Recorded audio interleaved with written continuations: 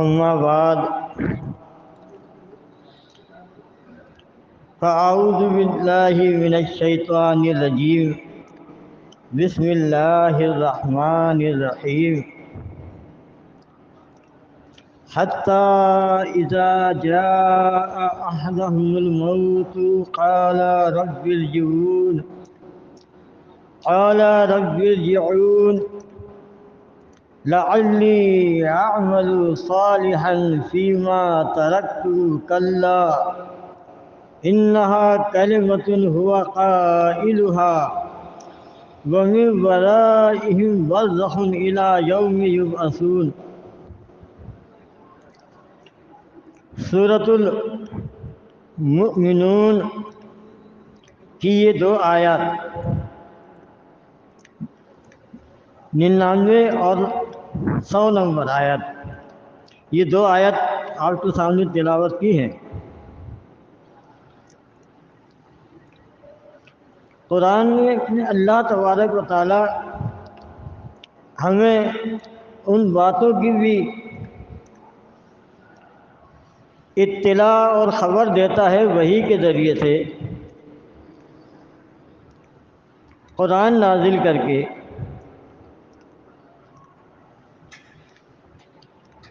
کہ عالم دنیا کے علاوہ عالم دنیا کی باتیں تو ہمیں معلوم ہو جاتی ہیں، ہم تک پہنچ جاتی ہیں دیر سویر، لیکن اللہ تبارک و تعالیٰ نے قرآن میں عالم والا کی باتیں بھی، وہاں پر رونما ہونے والے واقعات بھی بیان کیے ہیں۔ عالم والا یہ زمین سے بلند، زمین سے اوپر آسمانوں میں بلند مقام ہے جس کو عالم بالا کہتے ہیں۔ یہ عالم دنیا ہے جہاں ہم رہتے بستے ہیں۔ تو عالم بالا کی اللہ تبارک و تعالیٰ نے قرآن کے ذریعے سے ہمیں بہت سی باتیں بتائی ہیں، جن میں ایک بات یہ ہے کہ مرنے کے بعد جسے موت آ جاتی ہے، وہ مرنے والا اس کے ساتھ کیا معاملہ ہوتا ہے۔ بھئی ایک بندہ مر گیا، فرشتے آتے ہیں، روح قبض کرتے ہیں، اس کی جان نکال لیتے ہیں، مر جاتا ہے۔ لیکن مرنے کے بعد، روح نکل جانے کے بعد پھر کیا معاملہ ہوتا ہے؟ اللہ تبارک و تعالیٰ نے اس کی بھی ہمیں خبر دی ہے، جیسا کہ اس آیت میں اللہ تبارک و تعالیٰ نے بیان فرمایا ہے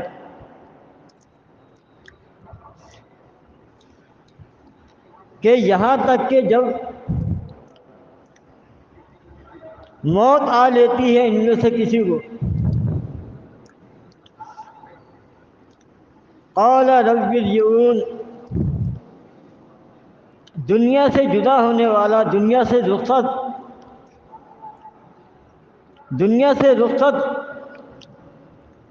جو چیز ہو چکی ہے، چلی گئی ہے، اب وہ واپس دنیا میں آنے کا، رجوع کرنے کا وہ شے مطالبہ کرتی ہے۔ اب وہ کون سی شے ہے جو دنیا سے جاتی ہے، جو واپس آنا چاہتی ہے؟ ظاہر ہے جو چیز گئی ہے وہی آنے کا مطالبہ کرے گی، واپس آنے کا۔ لیکن جو چیز دنیا میں موجود ہے وہ کیوں کہے گا کہ مجھے واپس بھیج دے؟ جو چیز یہاں سے گئی ہے وہ واپس آئے گی نا، وہ واپس آنا چاہتی ہے۔ روح نکلنے کے بعد جسم کا معاملہ تو ختم ہو گیا۔ دیکھیں قرآن جو ہے وہ عقل کے خلاف نہیں ہے، کہتے ہیں نا کہ قرآن میں عقل کا استعمال نہیں کرنا چاہیے، ایسے لوگ جاہل ہیں۔ قرآن تو خود کہتا ہے افلا تعقلون، تم عقل سے کام کیوں نہیں لیتے؟ یہ جاہل مولوی ملا جو ہے یہ سمجھتے ہیں کہ عقل جو ہے وہ قرآن کو تسلیم نہیں کرتی ہے، لیکن ایسا نہیں ہے۔ انسانی عقل جو ہے قرآن کو تسلیم کرتی ہے۔ یہ کلام خود بخود تو نہیں آ گیا، کوئی بھی چیز خود بخود پیدا نہیں ہوتی جب تک کہ اس کو کوئی پیدا کرنے والا نہ ہو۔ کوئی بھی فعل فاعل کے بغیر نہیں ہوتا، ہر فعل کا فاعل ضرور ہے۔ یہ دنیا خود بخود نہیں بن گئی، اس دنیا کو بنانے والا فاعل اللہ تبارک و تعالیٰ ہے۔ تو انسانی عقل جو ہے اس کو تسلیم کرتی ہے۔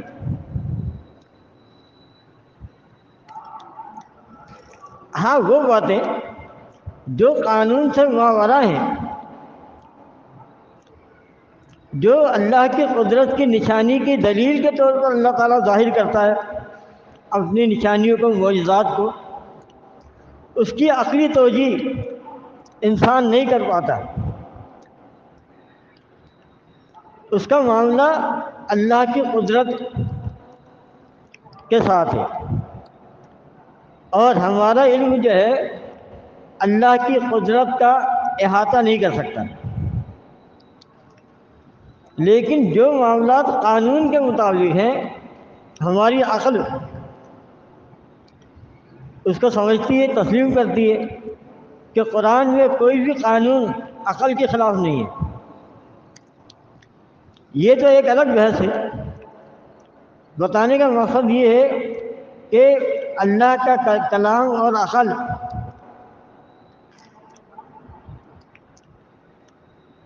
اللہ کا کلام عقل سے نہیں ٹکراتا۔ یہ اور بات کہ کسی شخص کے اندر عقل کی کمی ہے یا عقل کا استعمال نہ کرے تو یہ اور بات ہے۔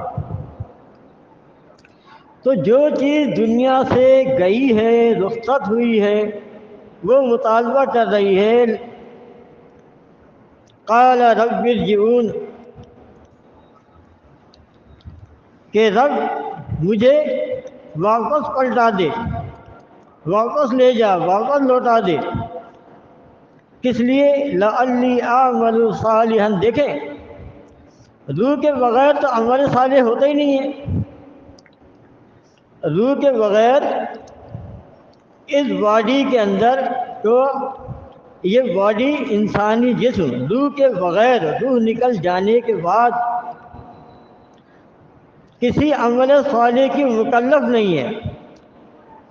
یعنی روح نکلنے کے بعد انسانی باڈی جو ہے اس پر اللہ کا کوئی بھی حکم،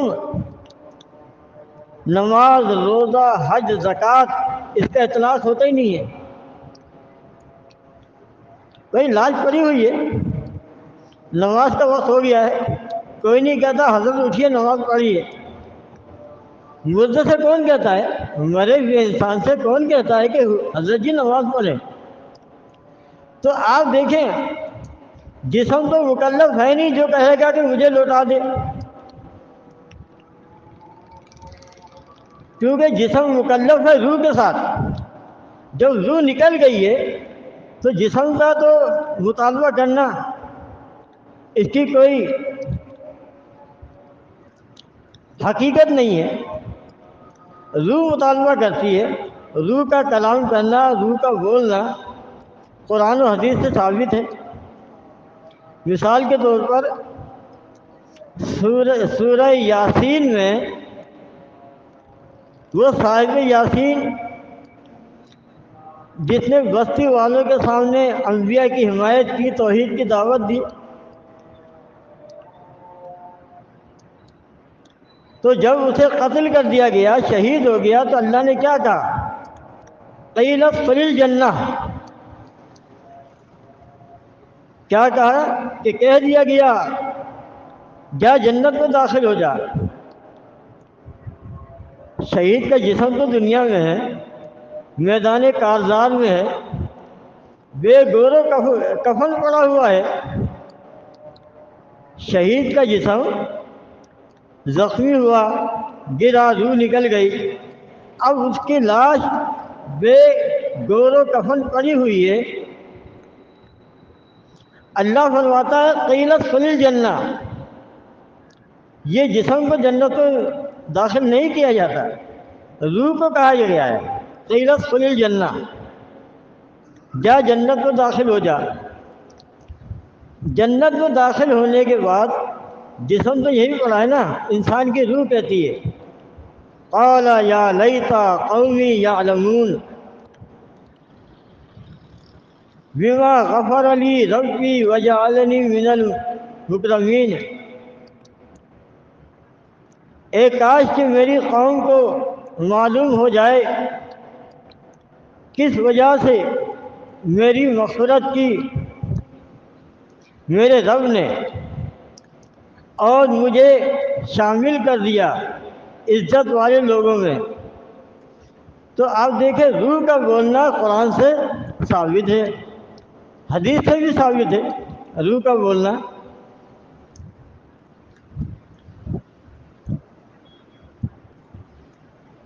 تو جو چیز دنیا سے گئی ہے وہ مطالبہ کرتی ہے ربی ارجعون لعلی اعمل صالحا، تاکہ میں نیک اعمال کروں۔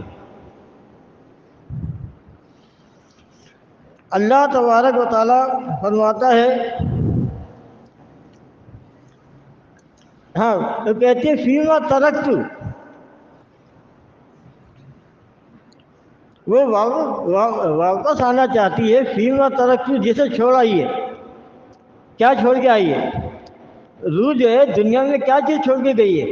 دنیا اور وہ جسم جس کے اندر اس کو پھونکا گیا تھا، جس جسم کے اندر وہ تھی، اب وہ واپس جانے کا مطالبہ کرتی ہے کہ فیما ترکت، میں واپس جانا چاہتی ہوں جسے میں چھوڑ آئی ہوں۔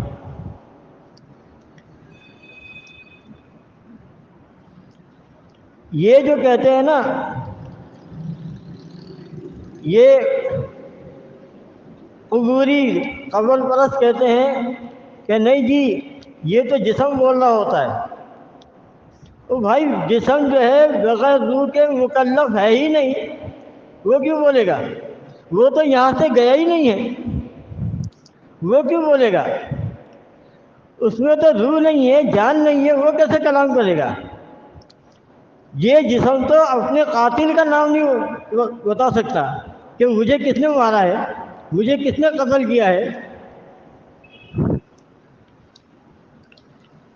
روح کہتی ہے جو یہاں سے گئی ہے رب ارجعون لعلی اعمل صالحا فیما ترکت، چھوڑ کے تو روح گئی ہے، یہاں سے لے جایا گیا، جسم تو یہی ہے۔ کلا،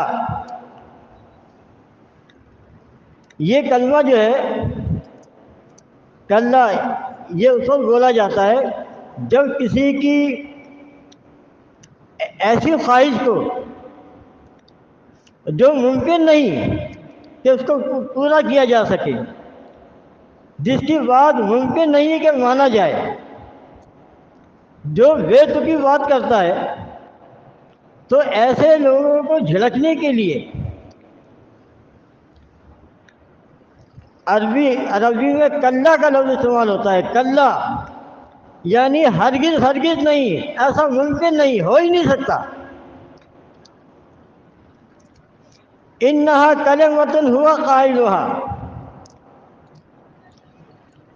انہا کلمۃ، یہ تو ایک کلمہ ہے، ہوا قائلہا، جسے کہنے والا کہہ رہا ہوگا۔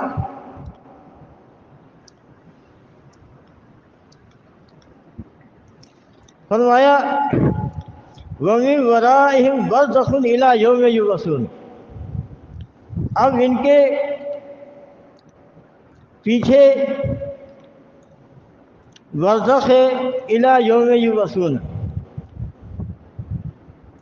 برزخ کہتے ہیں آگ کو، برزخ کہتے ہیں آگ کو، لیکن یہاں برزخ جو ہے وہ اصطلاحی معنوں میں ہے۔ یہ قبر پرست لفظ برزخ کو لغوی معنی میں استعمال کرتے ہیں کہ دیکھو اس کو تو یہ آ رہا ہے کہ وَمِن وَرَائِهِمْ بَرْزَخٌ، یہ تو آڑ کا ذکر آ رہا ہے۔ آڑ کہتے ہیں پردے کو، چادر کی آڑ کو بھی برزخ کہہ دیتے ہیں، پردے کو۔ دو دریا کے درمیان برزخ ہے، اس کو بھی برزخ کہا گیا ہے۔ لیکن یہ وہ برزخ نہیں ہے، بلکہ یہ وہ برزخ ہے جو ہر مرنے والے کے لیے قیامت تک کے لیے ہے۔ وَمِن وَرَائِهِمْ بَرْزَخٌ، ان سب کے پیچھے، مرے پیچھے برزخ ہے، آڑ ہے، اِلیٰ یوم یبعثون، یعنی قیامت تک کے لیے۔ تو یہ برزخ جو ہے اصطلاحی معنوں میں ہے، یہ کوئی دوپٹے کی آڑ نہیں ہے کہ کسی پردہ نشین خاتون نے چادر کی آڑ کر لی ہو، لو جی برزخ قائم ہو گئی، ایسا نہیں ہے۔ یہ برزخ اللہ تبارک و تعالیٰ قائم کرتا ہے، اور ہر ماننے والے کے لیے، حتیٰ اذا جاء احدهم الموت، ٹھیک ہے نا؟ تو یہ تو جمع میں آ رہا ہے نا، جو بھی مرتا ہے اس کے لیے برزخ ہے، وہ دنیا میں نہیں آ سکتا۔ جو مرنے والا عالم بالا میں چلا گیا وہ دنیا میں نہیں آ سکتا۔ وَمِن وَرَائِهِمْ بَرْزَخٌ، انسان کے جسم اور روح کے درمیان بھی آڑ ہے کہ روح جسم میں واپس نہیں آ سکتی۔ اب آپ دیکھیں اس قبر کے اندر یہ جو عقیدہ بنایا گیا ہے کہ اس مٹی کے گڑھے کے اندر مرنے والا عذاب و راحت کے دور سے گزرتا ہے، اسے قبر میں اتارا جاتا ہے، دفنا دیا جاتا ہے، اس کے گھر والے لوٹ رہے ہوتے ہیں، ان کے قدموں کی آواز سنتا ہے، فرشتے آتے ہیں۔ آپ دیکھیں کہ یہ بخاری کے اندر حدیث موجود ہے، لیکن کہیں پر بھی روح لوٹائے جانے کا ذکر نہیں ہے، اعادہ روح فی الجسد نہیں ہے، اور اعادہ روح فی الجسد کے بغیر اس لاشے میں زندگی نہیں ہے، اس مٹی کے پتلے میں زندگی نہیں ہے، گوشت پوش کے لوتھڑے میں روح کے بغیر زندگی نہیں ہے۔ یہ تو اللہ کا قانون ہے۔ تو آپ دیکھیں بخاری میں کہیں نہیں آتا، یہ خود آپ دیکھیں کہ ان کے جتنے اکابرین ہیں جو اس قبر میں عذاب مانتے ہیں، وہ سارے کے سارے روح لوٹائے جانے کے بعد مانتے ہیں، اس کے بغیر کوئی نہیں مانتا۔ احمد بن حنبل سے لے کے یہ جتنے ہیں، ابن تیمیہ، ابن قیم، میاں نذیر دہلوی اہل حدیث کے، نواب صدیق الحسن خان، علامہ وحید الدوما، ثناء اللہ امرتسری، مبارک پوری،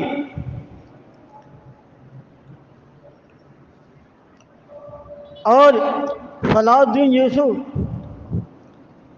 عبدالعزیز بن عبداللہ بن باز، یہ جتنے ہیں، اور اس کے علاوہ علماء دیوبند اور بریلوی جتنے بھی ہیں، یہ اعادہ روح کے ساتھ عذاب کے قائل ہیں۔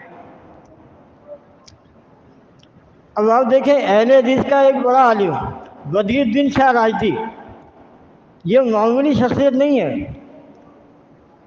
مر گیا ہے یہ میرے خیال ہے 90 کی دہائی کے اندر، 90 اور 1990 اور 200 کے اسی درمیان میں۔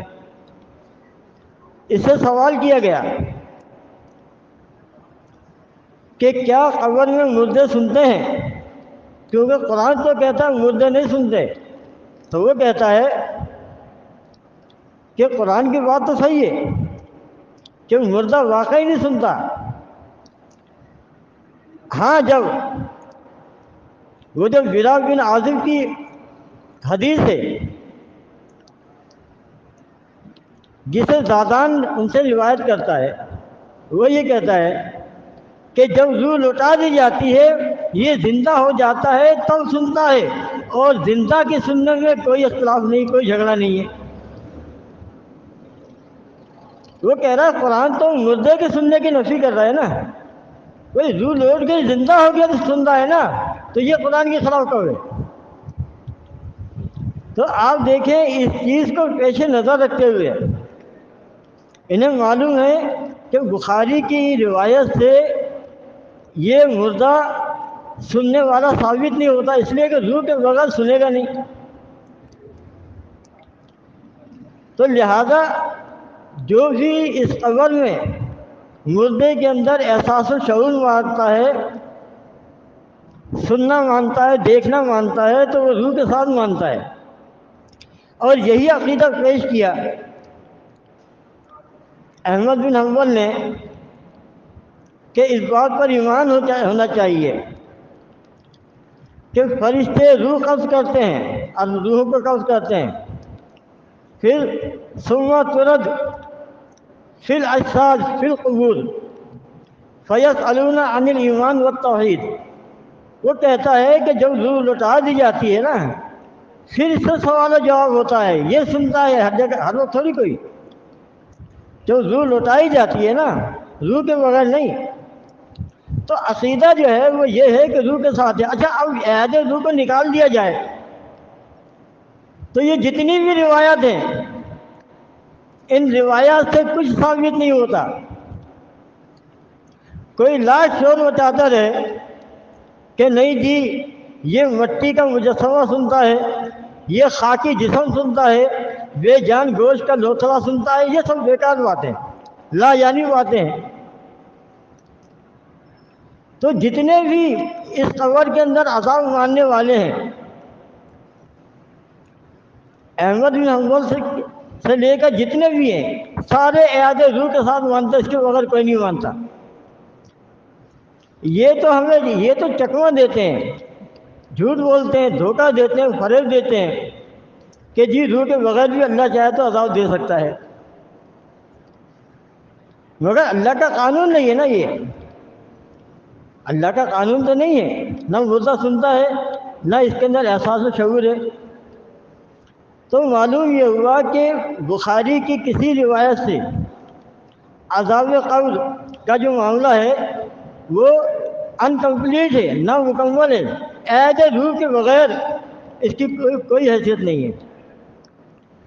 اب عہد روح کی روایت آپ کے سامنے آئی ہے ہمارے واتقوا اللہ رسالے میں کہ یہ زازان جو ہے یہ شیعہ تھا،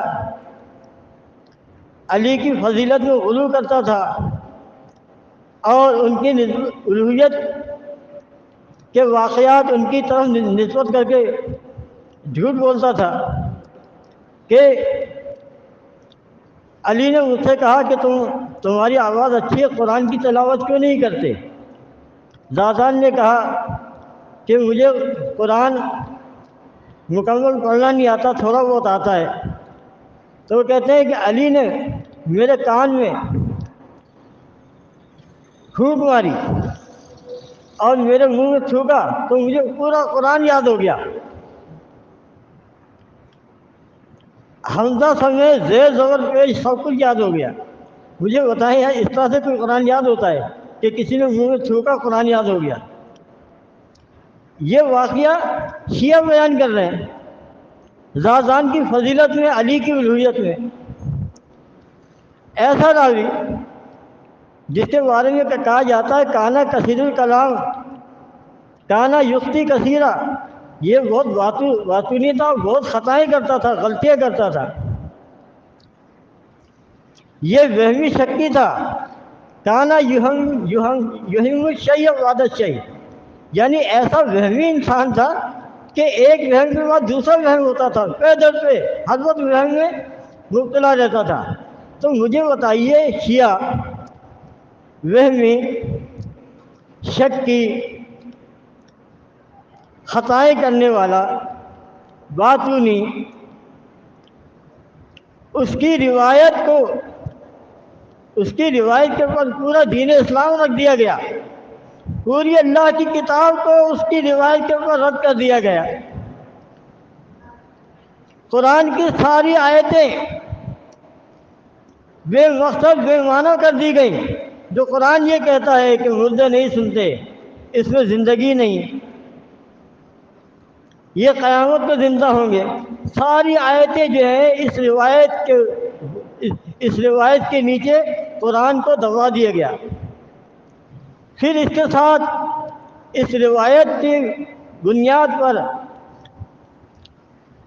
عذاب قبر کی روایتوں کو عید روح کی روایت کے ساتھ پیوند کاری کر کے ملا کے، یعنی تلویث کر کے، پھر ایک عقیدہ بنا لیا گیا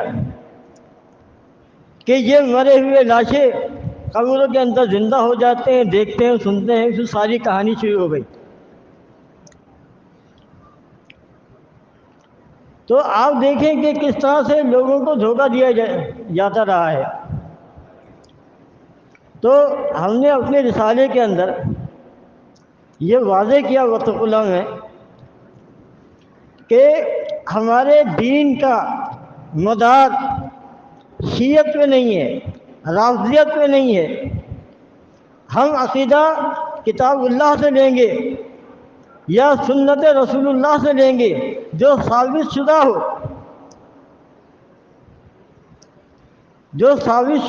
اس سے لیں گے۔ دیکھیں،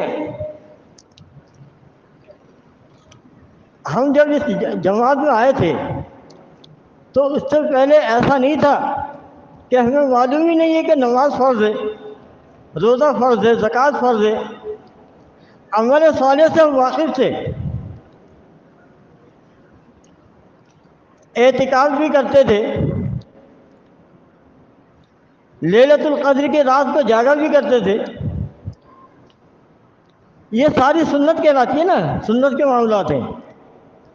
ختنے بھی کرتے تھے، عقیقہ بھی کرتے تھے، روزے بھی رکھتے تھے، عید بھی مناتے تھے، حج بھی کرتے تھے۔ یہ ساری معلومات تھی ہمیں۔ ہم نے یہاں آ کے کیا سیکھا؟ یہ سیکھا کہ سب سے پہلے الہکم الہ واحد، اللہ کی توحید ہے، اللہ کی وحدانیت پر عقیدہ ہے اور کفر و شرک کا انکار ہے۔ پھر اس کے بعد عمل صالح ہے۔ اب دیکھیں، کیا بریلوی عمل صالح نہیں کرتا؟ کیا راتوں میں عبادت نہیں کرتا ہے؟ کیا تہجد نہیں پڑھتا؟ کیا فرض نماز نہیں پڑھتا؟ کیا دیوبندی نہیں پڑھتا؟ اہل حدیث نہیں پڑھتا؟ سارے پڑھتے ہیں، سنت کے اوپر سارے عمل کر رہے ہیں۔ ہم جب اس تنظیم میں آئے تھے اس وقت بھی ایک حنیف والا مجھے ملا، وہ کہہ رہا ہے کہ جی اصل مسئلہ تو عمل کا ہے، عمل ہونا چاہیے، اور اگر عمل نہیں تو سب بیکار ہے۔ میں نے کہا بیٹا، عمل تو ہم اس وقت بھی کرتے تھے جب ہم مشرک تھے۔ کیا ہم نماز نہیں پڑھتے تھے؟ کیا ہم بریلوی تھے تو ختنہ نہیں کرواتے تھے، عقیقہ نہیں کرتے تھے، عید نہیں مناتے تھے، 5 وقت کی نماز نہیں پڑھتے تھے، اذان نہیں دیتے تھے؟ او بھائی، یہی تو سنتیں ہیں، یہی تو اصل دین ہے، قرآن و سنت۔ باقی جو روایات ہیں، احادیث ہیں، وہ تو اضافی علم ہے۔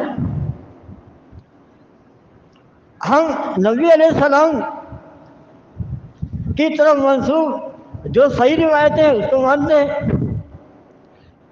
لیکن ہمارے دین کے لیے جس میں ہمارا دین کمپلیٹ ہو جاتا ہے وہ ہے قرآن و سنت۔ دیکھیں، صحابہ کے دور میں حدیث کی موٹی موٹی کتابیں نہیں تھیں، تابعین کے دور میں نہیں تھی، تبع تابعین کے دور میں نہیں تھی۔ یہ خیر القرون کا دور ہے، سب سے بہترین دور ہے۔ اللہ کے نبی کا فرمان ہے، سب سے بہترین میرا دور۔ پھر اس سے ملا ہوا، پھر اس سے ملا ہوا.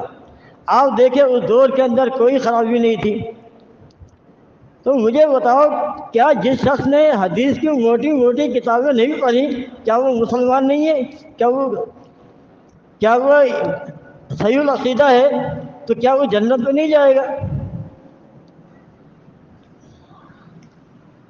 بھائی، جو موٹی موٹی سنتیں ہیں جن کے اوپر عمل کیا جاتا ہے، جو ہم دن رات، مجھے بتائیں، ہمیں معلوم ہے کہ بھائی دائنے ہاتھ سے کھانا کھانا سنت ہے، کھانے سے پہلے بسم اللہ سنت ہے.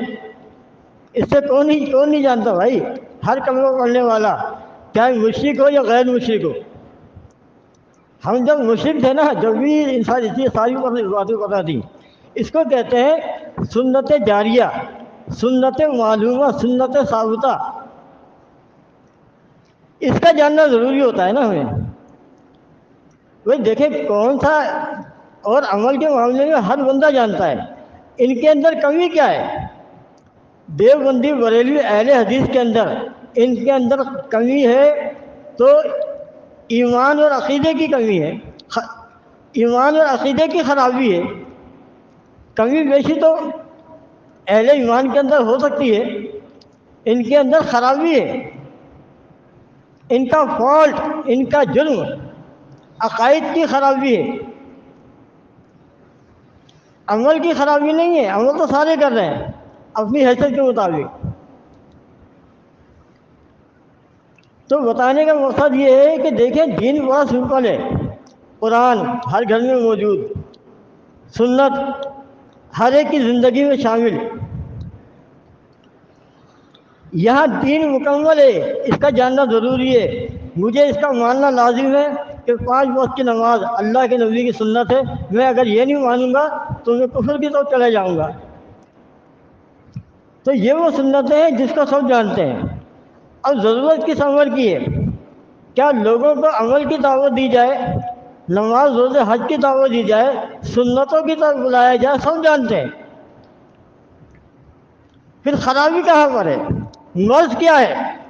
انہیں مرض جو ہے یہ قبر پرستی کی لعنت میں مبتلا کر دیے گئے ہیں.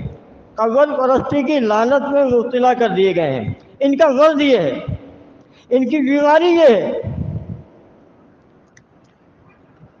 اور یہ بیماری جب تک کہ یہ ایمان کی شرط کو پورا نہیں کریں گے. ایمان کی شرط کیا ہے؟ فَمَن يَكْفُرْ بِالطَّاغُوتِ وَيُؤْمِنْ بِاللَّهِ.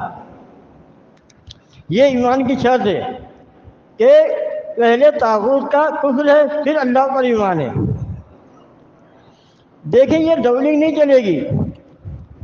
بہت انہوں نے کھیلا، مولویوں نے خوب گھمایا ہے. اب آپ دیکھیں ان کی عیاری دیکھیں کہ ڈاکٹر عثمانی نے دین تصوف کے خلاف کتاب لکھی، ایمان خالص قسط نمبر 1. اچھا، تصوف کے خلاف اوروں نے بھی کتابیں لکھی ہیں، اہل حدیثوں نے، بعض دیوبندیوں نے کتابیں لکھی ہیں. دونوں کو رکھ کے پڑھ لیں. فرق کیا دونوں کے اندر؟ وہ بھی تصوف کے خلاف لکھ رہے ہیں، ڈاکٹر صاحب نے بھی لکھی ہے. فرق کیا ہے؟ فرق یہ ہے کہ ڈاکٹر صاحب تصوف کو کفر قرار دے رہے ہیں، دین اسلام کے خلاف دین قرار دے رہے ہیں، اس کے ماننے والے کو بد عقیدہ، گمراہ، اللہ کے دین کا کافر قرار دے رہے ہیں. دوسرے جو ہے گھما رہے ہیں کہ دیکھیں یہ تصوف جو ہے نا یہ صحیح نہیں ہے، غلط ہے. لیکن اس کا مطلب یہ نہیں ہے کہ خواجہ اجمیری معین الدین چشتی بھی غلط تھے، وہ تو نیک اللہ کے بندے تھے. اب دیکھیں کیسی عیاری کے ساتھ، یہ ہے ان کی مولویانہ فنکاری اور عیاری. اور مولویانہ فنکاری عیاری سے کوئی جیت نہیں سکتا. وہی جیت سکتا ہے جو قرآن کو ان کے سامنے رکھتا ہے کہ آؤ بیٹا قرآن کو تمہارے سامنے رکھتے ہیں، آؤ فیصلہ کریں اس کے اوپر. آپ دیکھیں عیاری و مکاری کی انتہا ہے کہ تصوف کے خلاف کتاب لکھتے ہیں. اچھا، اور صوفیوں کا اگر رد کرتے ہیں نا، ایسے صوفیوں کا نام لیتے ہیں جنہیں کوئی جانتا ہی نہیں ہے، جن کا آپ نے نام ہی نہیں سنا ہوگا، انجان اجنبی ایسے صوفیہ کا نام لیتے ہیں۔ یہ جو مشہور معروف صوفیہ ہے نا، علی اجمیری، معین الدین چشتی، نظام الدین اولیاء، یہ عبد القادر جیلانی، بغداد والے، یہ جو نامی گرامی صوفیہ ہیں، وہ ان کا تو نام بھی نہیں لیتے، ان کا تردید کرتے ہی نہیں ہیں۔ وہ جو حضرت یہ کیا، آپ نے ان کا ذکر نہیں کیا، وہ جی حکمت ہے، مصلحت ہے۔ آپ دیکھیں اس اللہ کے دین کو صدیوں سے حکمت اور مصلحت کی بھیٹ چڑھایا جا رہا ہے، اور دوسرا فریب یہ دیتے ہیں کہ ٹھیک ہے جی شرک نہیں کرنا چاہیے، لیکن بہرحال جو مزاروں کی پوجا کرتے ہیں یہ بھی ہمارے مسلمان بھائی ہیں، الحمدللہ ہم سارے مسلمان ہیں۔ اچھا یہ عیاری، یہ مکاری، یہ سعودیہ والوں میں بھی ہے۔ امام کعبہ جو ہے وہ عرفات کے میدان میں خطبہ دے رہا ہے، شرک کے خلاف بھی بات کرتا ہے، لیکن کہتا ہے دیوبندی بریلوی کٹر سے کٹر قبر پرستوں کو الحمدللہ ہم سب مسلمان ہیں، آپس میں بھائی بھائی ہیں۔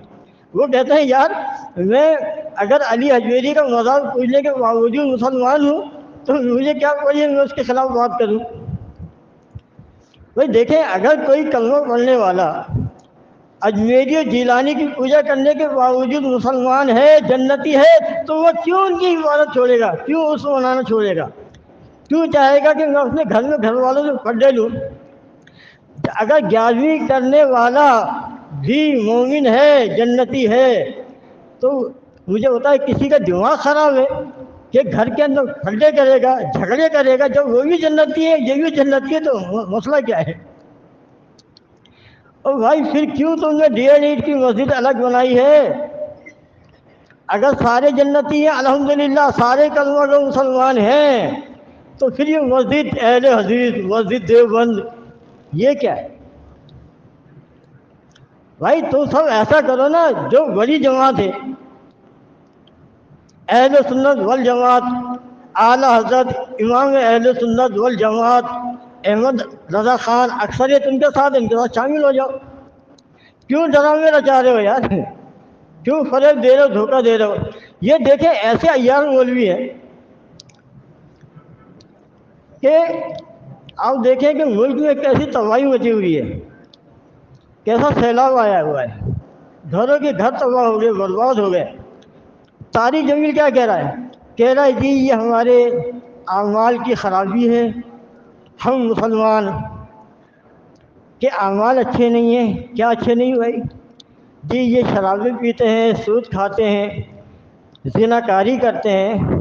مجھے بتاؤ وہ بیچارے پہاڑوں میں رہنے والے غریب دیہاتی محنت مزدوری کرنے والے، ان میں سے کون زانی تھا، کون شرابی تھا؟ اور تمہارے سارے زانی شرابی تو بنگلوں میں بیٹھے ہوئے ہیں محفوظ، ان کو کچھ نہیں ہوا۔ یہ بیچارے غریب مارے جا رہے تو کہہ رہے ہو کہ یہ زانی شرابی ہیں، ابھی ان کے پاس تو کھانے کو پیسہ نہیں، شراب کہاں سے پئیں گے؟ آپ دیکھیں کہ کس طرح سے پھیلاتے ہیں، کس طرح سے چکما دیتے ہیں۔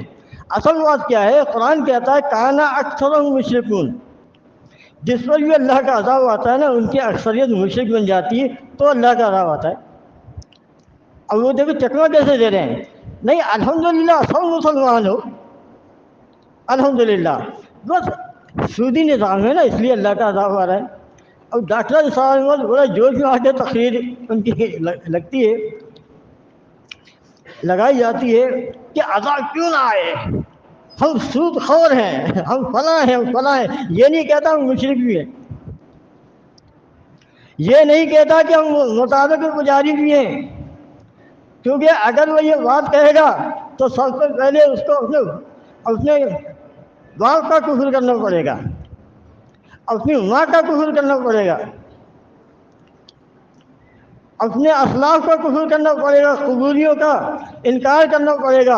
یہ کبھی یہ نہیں کریں گے۔ بھائی دیکھیں جرأت چاہیے، ہمت چاہیے نا۔ اب دیکھیں حدیث میں کیا آتا ہے، ام حبیبہ رضی اللہ عنہا نبی علیہ السلام کی زوجہ ہیں. ان کے والد ابو سفیان وہ ایمان نہیں لائے، وہ ایمان نہیں لائے تھے، لیکن وہ اپنی بیٹی ام حبیبہ سے مدینے میں ملنے کے لیے آئے. دیکھیں ایمان کیسے کہتے ہیں، ملنے کے لیے آئے. وہ گھر میں داخل ہوئے اور نبی کا بستر بچھا ہوا تھا جس پر اللہ کے نبی آرام کرتے تھے. ام حبیبہ کا والد ابو سفیان مشرک تھا، وہ نبی کے بستر پر بیٹھنے لگا. انہوں نے کہا ٹھہر جائیے، یہ نبی کا بستر ہے، تم مشرک کو اس پہ نہیں بیٹھ سکتے. ہے ایسی ہمت ہے کسی کلمہ پڑھنے والے غیرت مند کے اندر جو مشرک کو مشرک کہے. انہوں نے تو بغیرتی اوڑھ لی ہے مولویوں نے، یہ کبھی تمہیں حقیقت نہیں بتائیں گے، یہ تمہیں غلط فہمی میں رکھیں گے، اسی سے ان کا کاروبار دھندا چل رہا ہے. اگر انہوں نے کہہ دیا کہ قبروں سے اہل قبور سے وسیلہ لینے والا مشرک ہے، ان کا عرس منانے والا مشرک ہے، سارا مجمع بھاگ جائے گا. پتہ چلا سارے وہ صاحب اکیلے کھڑے ہوئے ہیں، کون سنے گا ان کی بات. یہ تو کاروباری بزنس ہیں، ویاپاری ہیں، دین فروش ہیں. یہ اگر حقیقت بتا دیں تو کون ان کو تنخواہ دے گا؟ اور لاکھوں روپے کماتے ہیں، یہ لاکھوں کروڑوں کماتے ہیں، کون دے گا ان کو؟ بہرحال اللہ تبارک و تعالی ہمیں صحیح دین پر چلنے، عمل کرنے اور صحیح راستے کو اختیار کرنے کی، قرآن و سنت پہ چلنے کی ہدایت عطا فرمائے. اقول قولی واستغفر اللہ لی ولکم ولسائر المؤمنین. اچھا، یہ آنے والے اتوار کا پروگرام ہمارے یہاں ایک اتوار کا پروگرام ہوتا ہے، خالی ہوتا ہے.